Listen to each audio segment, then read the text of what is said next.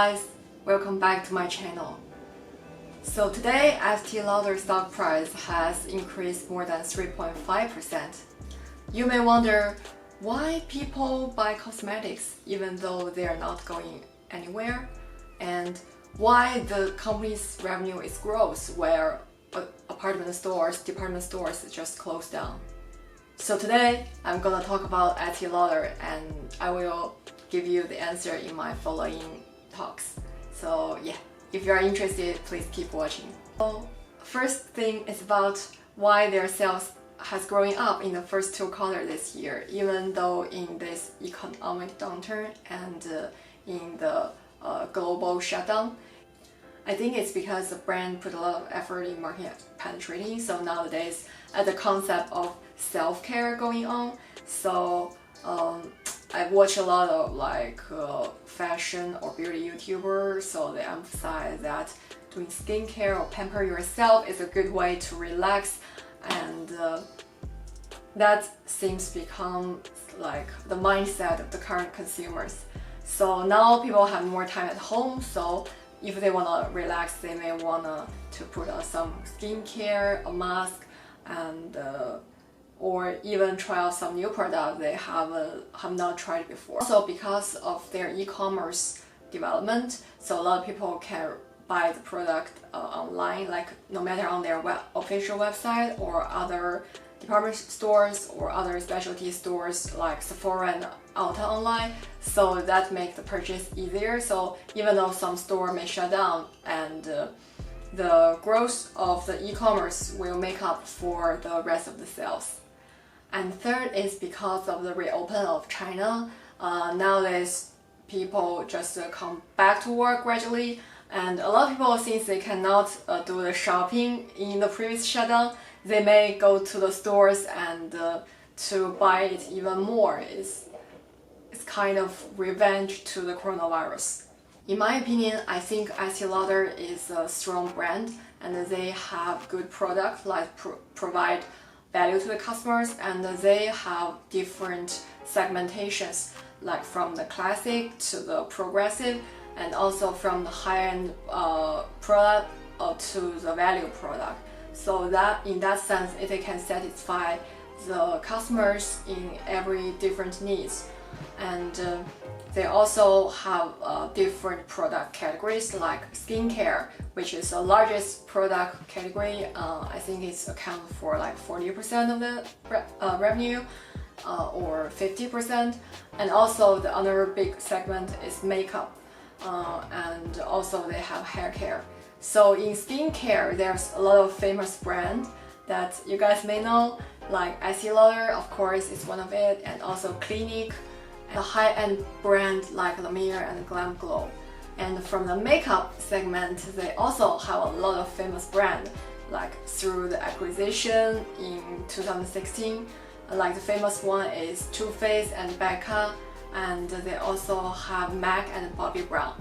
So it feels like if you go to an Ulta store or a Sephora store and you're testing out the product on your hand, it's probably all comes from the same company and probably also comes from the same factory. So the company has put a lot of marketing and R&D effort into their cost, and I think they did the right thing, because I think the result is very successful.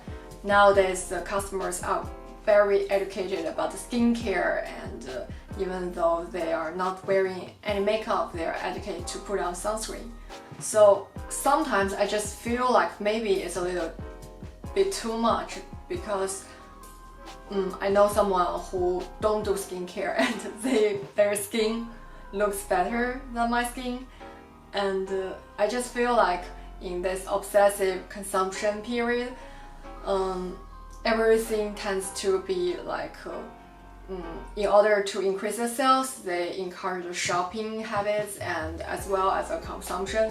It may not be a good thing because people have too many products, and it do lead to the environment issues. And but anyways, it has contributed to their higher sales figures and revenue, and for the stock, that's a good thing at least. course, there are some risk in this pandemic and post-pandemic period. The thing is because of the department shutdown and also the airport is empty, they lost a lot of sales. And the second thing is if it's really lead to the recession period, their sales I think will definitely be affected because the brand target is kind of premium pricing and they do have the bargaining power.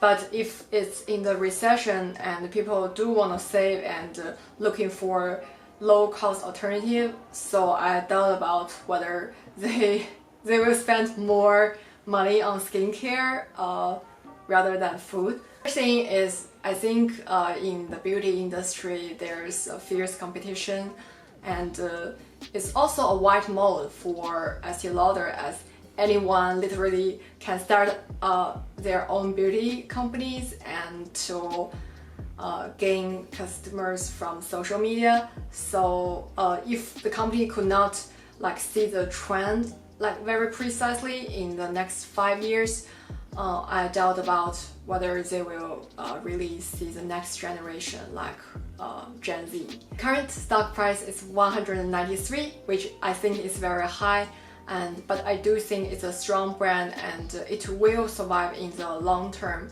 no matter from the brand perspective to their production perspective, because they have so many brands, they can save a lot of costs by produce all the brands into the same factory and use a similar raw material, I guess.